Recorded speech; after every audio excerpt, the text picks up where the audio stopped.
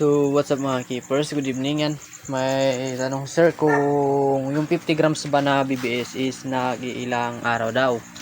Yun yung tanong sa atin ni Bossing kung ilang days daw yung 50 grams. Nakadepende naman kasi ang Bossing kung ilan yung isda mo dito pinapakain mo. Kung sobrang dami is mabilis maubos ang 50 grams. Pero kung konti lang naman yung isda mong alaga is kayang tumagal ng 1 week or kalahating week yan kapag konti lang yung isda mo.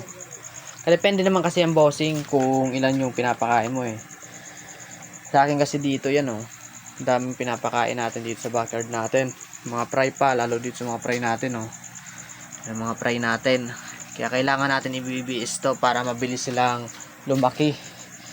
Yan, ito yung kasi yung maganda sa BBS kasi is live foods kaysa sa decaf. Maganda naman yung decaf pero mas maganda itong live foods para yan, mas high protein. Yan mga fry natin, bibilis lang lumaki ng PKBM natin. Yan, nakadepende lang mga Bossing kung ilang yung isda nyo.